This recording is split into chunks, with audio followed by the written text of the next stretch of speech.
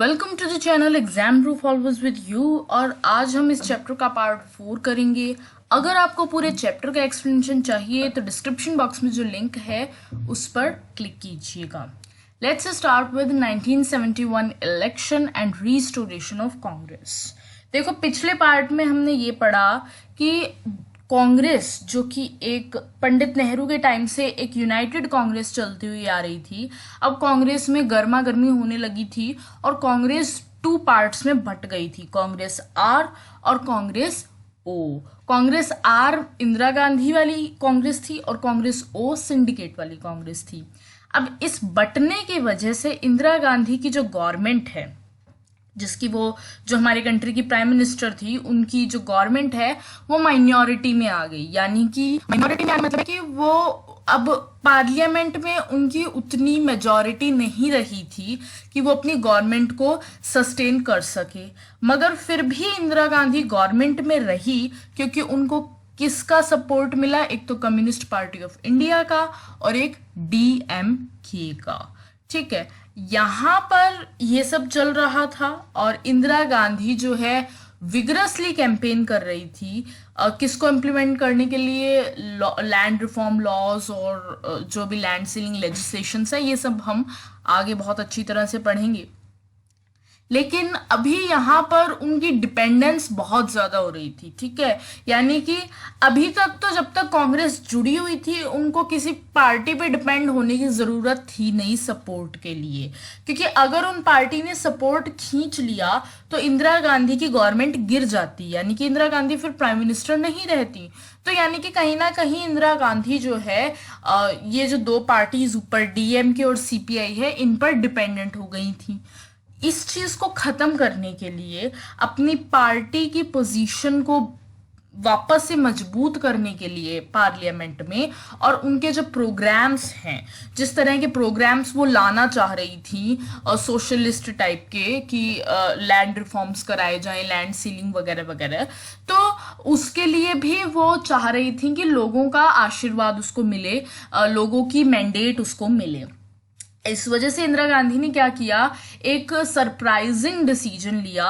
उन्होंने क्या रेकमेंड किया कि आप प्रेसिडेंट को रेकमेंड किया कि आप प्लीज इस लोकसभा का डिसोल्यूशन कर दीजिए दिसंबर 1970 में। ठीक है, यानी कि आप इस लोकसभा को खत्म कर दीजिए। दैट मीन्स कि अब वापस से इलेक्शंस होंगे मिड टर्म में ही, बीच में ही इलेक्शंस, क्योंकि 1967 में तो हो के चुके थे। अब अगला टाइम तो 1970 का नहीं था ना, लेकिन 5 साल से पहले इंदिरा गांधी ने कह दिया कि इसको खत्म कर दो लोकसभा को। ठीक है, यानी कि वापस से इलेक्शन करवा लो। अब इलेक्शन हुए फरवरी 1971 में।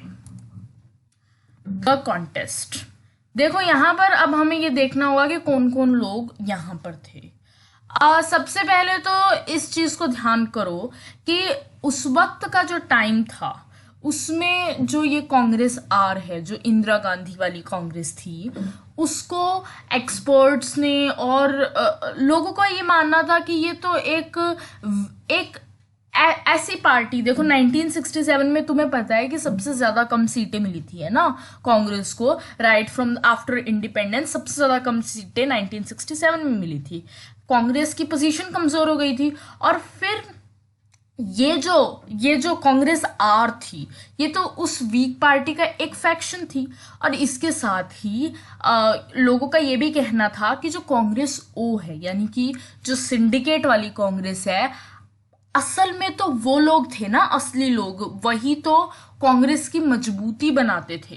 मतलब लोगों का ये मानना था कि इंदिरा गांधी के लिए इतना इजी नहीं होने वाला ये सब इलेक्शन, केक वॉक नहीं होने वाली, और शायद इंदिरा गांधी के अगेंस्ट भी हो जाएंगे एक्शन। मतलब लोग ये ऐसा ही कुछ सोचा गया था, एक्सपर्ट्स और सभी लोग इसी उसमें देख रहे थे। और इसके साथ ही इंदिरा गांधी के लिए और ज्यादा जो प्रॉब्लम्स क्रिएट करने की कोशिश की ओपोजिशन ने।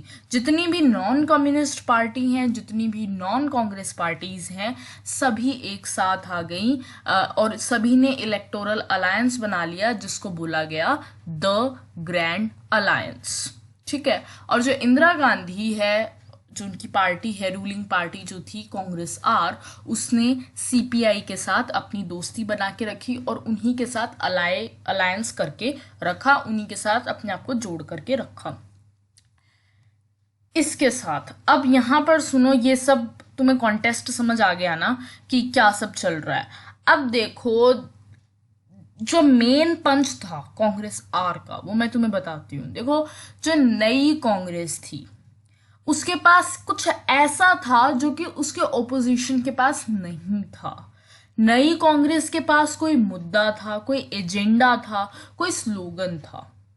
अब ग्रैंड अलायंस जो बनी थी उसके पास कोई मुद्दा नहीं था, मतलब वो किस पर कर रहे हैं। इंदिरा गांधी ने तो ये भी कहा कि जो ओपोजिशन है उसका एक ही प्रोग्राम है, उसका एक ही काम है, इंदिरा हटाओ, मतलब रिमूव इंदिरा। उनको और किसी मुद्दे से कोई लेना देना नहीं। लेकिन इंदिरा गांधी ने कहा कि जो मैं हूँ, मेरे जो पॉजिटिव प्रोग्राम्स हैं, उन्होंने यहाँ पर सारी चीज़ें बताई, स्लोगन दिया गरीबी हटाओ, कि गरीबी को हिंदुस्तान से हटा दो। और ग्रोथ उन्होंने फोकस किया कि पब्लिक सेक्टर पे की ग्रोथ होनी चाहिए, सीलिंग को इम्पोज करना चाहिए ऑन रूरल लैंड होल्डिंग्स, यानी कि जितनी भी गांव में खेती की जो ज़मीनें हैं उसकी एक मैक्सिमम लिमिट होनी चाहिए, एक सीलिंग होनी चाहिए, ताकि गरीब अमीर की खाई दूर हो। अर्बन प्रॉपर्टी है उस पर भी सीलिंग होनी चाहिए, उसकी भी एक मैक्सिमम लिमिट होनी चाहिए, उससे ज़्यादा आप होल्ड नहीं कर सकते। देन इसके अलावा जितनी भी इनकम और अपॉर्चुनिटी की जो खाई है बीच में, गरीब अमीर की खाई, अपॉर्चुनिटी नहीं मिल रही, कुछ सेक्शंस को कुछ को मिल रही है, वो भी रिमूव होनी चाहिए। इसके अलावा जो प्रिंसली प्रिविलेजेस हैं, यहाँ पर आपने ऊपर पिछले पार्ट में मैंने आपको बताया था कि जो प्रीवेपर्स है, इंदिरा गांधी उसको अबॉलिश करना चाहती थी, उसको ख़त्म करना चाहती थी, लेकिन कर नहीं पा रही थी, तो ये भी उन्होंने अपना इलेक्शन का मुद्दा बनाया। और गरीबी हटाओ के थ्रू इंदिरा गांधी ने काफ़ी सारा सपोर्ट जो है गैदर कर लिया था, काफ़ी सारे लोग उनके साथ हो गए थे जो कि समाज में डिसएडवांटेज्ड थे, जिनको उनका हक नहीं मिल रहा था, वो बहुत ज़्यादा पॉपुलर हो गई थी। जो ऐसे लोग लैंडलेस लेबरर्स, जिनके पास ज़मीन नहीं है और सिर्फ मेहनत मजदूरी का काम करते हैं, या फिर जो दलित हैं, जो आदिवासीज़ हैं, विमेन हैं, माइनॉरिटीज़ हैं, जो कि वेरियस काइंड ऑफ माइनॉरिटीज़ हैं, चाहे रिलीजियस माइनॉरिटीज़ जो हैं, एट्सेट्रा। एंड देन इज जो बेरोजगार युवा है, जो सोच रहा है कि मतलब गरीबी ये सब कुछ सही हो, मतलब उनको इंदिरा गांधी में एक अलग उम्मीद नज़र आने लग गई थी और इंदिरा गांधी काफ़ी पॉपुलर हो गई थी। मगर जो वहीं ग्रैंड अलायंस था, जो या यूं कहें जो ऑपोजिशन था, उसके पास कोई प्रोग्राम ही नहीं था। अब लोग वहाँ तो हो गए क्लूलेस, और यहाँ पर उनको होप ही होप नजर आ रही है। तो ये सारा कॉन्टेस्ट था। Then is the outcome and the after. अब क्या उसका रिजल्ट निकला? यहाँ पर कांग्रेस आर और सीपीआई का जो अलायंस है, इन लोगों ने इनने मिलकर के ज्यादा सीट्स जीत ली, सबसे ज्यादा इस बार की सबसे ज्यादा सीट्स जीती। ठीक है, वोट और सीट्स कांग्रेस के इस सबसे ज्यादा थे। पिछले जो 4 इलेक्शंस से सबसे ज्यादा कांग्रेस को सीट और वोट मिली, वो इस टाइम मिली थी। ठीक है, इन दोनों ने मिल करके, कांग्रेस आर और सीपीआई ने मिल करके 375 सीट्स जीत ली थी लोकसभा में और 48.4% वोट्स हासिल कर लिए थे। कांग्रेस आर अकेली ने 352 सीट्स जीती थी और 44% ऑफ द वोट्स उनके पास थे। लेकिन अगर कांग्रेस ओ की बात की जाए, जो कि सिंडिकेट वाली पार्टी थी, उसमें इतने सारे बड़े नेता थे, उसके बावजूद सिर्फ वो 1/4 जो इंदिरा गांधी की पार्टी है उसका 1/4 भी सिक्योर नहीं कर पाई वोट्स का। यानी कि इंदिरा गांधी की पार्टी ने 44% वोट्स हासिल किए, तो 44 का 1/4 भी 44% का 1/4 भी गेन नहीं कर पाई थी ये कांग्रेस ओ, और इसके साथ ही सिर्फ 16 सीटें उनको मिली थी। और ये जो कांग्रेस ओ है इसने सिर्फ 16 सीट्स जीती थी।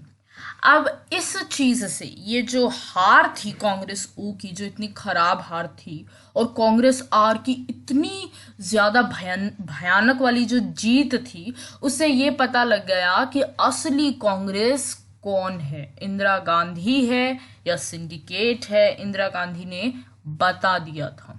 देन इसके साथ ही जो ग्रैंड अलायंस था, जो कि ओपोजिशन पार्टी सारी मिलकर के इंदिरा के अगेंस्ट आ गई थी, वो भी ग्रैंड फेलियर की तरह प्रूव हुआ और 40 सीटें भी नहीं जीत पाया था। तो यहाँ पर आप लोग देख सकते हैं कि किस तरह से इंदिरा गांधी ने सब कुछ जो है वो, यहाँ देखिए बड़ा इंटरेस्टिंग कार्टून है। यहाँ पर ये सभी ओपोजिशन लीडर्स कर रहे हैं कि मैंने तो सोचा था तुम जीत, मैं फर्स्ट आऊंगा, तुम सेकंड और वो थर्ड, ये आपस में बात कर रहे हैं। और यहाँ पर इंदिरा गांधी स्ट्रॉन्ग कॉन्स्टिट्यूएंसी भी ले जाती है, वीक भी ले जाती है और डाउटफुल भी ले जाती है। यानी कि इंदिरा गांधी हर तरह के उसमें मतलब जीत जाती है ना। So this is the thing. अब 1971 के इलेक्शंस के जस्ट बाद एक, तुम्हें पता है, तुमने पुराने चैप्टर्स में पढ़ा है कि क्या होता है, बांग्लादेश वाली वॉर हो जाती है, ईस्ट पाकिस्तान टूट करके बांग्लादेश बन जाता है, और इंडिया जो है एक इम्पॉर्टेंट रोल प्ले करता है उसको बांग्लादेश और वो जो क्राइसिस है वो खत्म करने के, और बांग्लादेश की तरफ से पाकिस्तान से भी लड़ता है ना। तो यानी कि ये जो चीज होती है, इंडिया जीत जाता है और इससे इंदिरा गांधी की पॉपुलैरिटी और ज्यादा बढ़ जाती है। इवन जो ओपोजिशन के लीडर्स होते हैं वो भी उसकी तारीफ करते हैं, उनकी तारीफ करते हैं। इवन अटल बिहारी वाजपेयी ने तो इस वक्त इंदिरा गांधी को ये भी कह दिया था कि ये तो दुर्गा का अवतार है। तो यही चीज थी। और इसके अलावा जितने भी आगे के, ये जो वॉर जीतने के बाद जो इंदिरा गांधी जीत लाती हैं इंडिया के लिए, इसके बाद जितने भी स्टेट इलेक्शंस होते हैं आगे के 1972 में, वो सब इंदिरा गांधी जीत जाती है। सारा इलेक्शंस कांग्रेस ही जीतती है। अब इंदिरा गांधी सिर्फ गरीबों का, दबे कुचले लोगों का मसीहा ही नहीं देखी जा रही थी, अब इंदिरा गांधी एक स्ट्रॉन्ग नेशनलिस्ट लीडर देखी जा रही थी। ऐसी लीडर जो कि अपने नेशन, जो कि मतलब अपने नेशन को मजबूत बना सकती हैं और नेशनलिस्ट हैं, क्योंकि ये वॉर हो गई थी। आफ्टर दैट उनकी पॉपुलैरिटी बहुत ज्यादा बढ़ गई थी। यहाँ पर आप देख सकते हैं एक और इंटरेस्टिंग सा कार्टून है। यहाँ पर इंदिरा गांधी खड़ी है, कप को तो बहुत ज्यादा, उनको बहुत अच्छी जीत मिली, कप को चीयर कर रही है, लेकिन जिनको उन्होंने वादा किया था वो मांग रहे हैं, अब हमने आपको जिता दिया, लाओ अब वो प्रॉमिसेस पूरे करो। ओके, या so this is the thing. और ये जो स्टेट इलेक्शंस भी इंदिरा गांधी जीतती है, तो इसकी वजह से क्या होता है कि स्टेट लेवल और सेंट्रल लेवल दोनों ही जगह पर वापस से कांग्रेस का डोमिनेशन हो जाता है, जैसा कि 1967 के इलेक्शन से पहले भी कांग्रेस का था। 1967 के इलेक्शन में जरूर कांग्रेस थोड़ा हिल गई थी, लेकिन वापस से एक बार फिर से कांग्रेस ने अपने सारे स्टेट्स में डोमिनेंस जो है वो कर ली। ओके, सो यहाँ पर एक कार्टून है। यहाँ पर आप देखिए इंदिरा गांधी किस तरह से जो भी स्टेट आती जा रही है खुद चुन रही हैं और सीएम बना रही हैं। You can see here a very important cartoon. हालांकि I will make a different video जिसमें मैं आपको इन कार्टून्स को काफ़ी डीपली एक्सप्लेन करूँगी, so don't worry. Okay, now is the restoration. देखो, तुमने ये देख लिया कि यहाँ पर अब इंदिरा गांधी की काफ़ी सारी मेजॉरिटी थी, ठीक है, मतलब कि कांग्रेस एक बार फिर से डोमिनेट हो गई थी पूरे इंडिया में, सेंटर और स्टेट लेवल पर। लेकिन क्या ये असली रिस्टोरेशन थी? मतलब क्या ये वही कांग्रेस थी जो कि 1967 से पहले की थी? कई सारे वेज में इंदिरा गांधी ने पार्टी को रीइन्वेंट किया था। पॉपुलैरिटी के टर्म्स में तो ज़रूर पुराने जैसी कांग्रेस थी, लेकिन सही बात यह है कि इस वक्त की कांग्रेस की जो पॉपुलैरिटी है वो सिर्फ सुप्रीम लीडर पर रिलाय करती थी। यानी कि लोगों ने सिर्फ एक इंदिरा गांधी को देख रखा था, बाकी और कोई नेता नहीं दिख रहा था। और साथ में ऑर्गेनाइजेशनल स्ट्रक्चर भी वीक थी। यानी कि जो लोग काफ़ी सारे लोग होते हैं ना पार्टी को संभालने वाले, वो सिर्फ एक इंदिरा, अकेली इंदिरा ही दिख रही थी लोगों को। और कांग्रेस में अब अकेली इंदिरा रह गई थी, जबकि पुरानी कांग्रेस जो थी उसमें काफ़ी सारे लीडर्स थे और एक ऑर्गेनाइजेशनल स्ट्रक्चर उस पार्टी की काफ़ी अच्छी थी। दूसरी चीज़ यहाँ पर, अब कांग्रेस हर फैक्शन को अकोमोडेट नहीं कर सकती थी। तुमने पहले पढ़ा पंडित नेहरू के टाइम पर, लाल बहादुर शास्त्री के टाइम पर, कि हर तरह के इंटरेस्ट के लोग थे।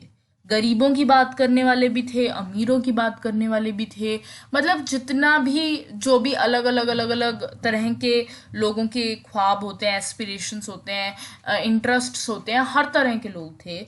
लेकिन अब की जो कांग्रेस थी वो किस पर ज़्यादा डिपेंड करती थी? जो गरीब, जो सोशल ग्रुप्स हैं, जो डिसएडवांटेज्ड हैं, पुअर वुमेन, दलित, आदिवासी माइनॉरिटीज़ पर।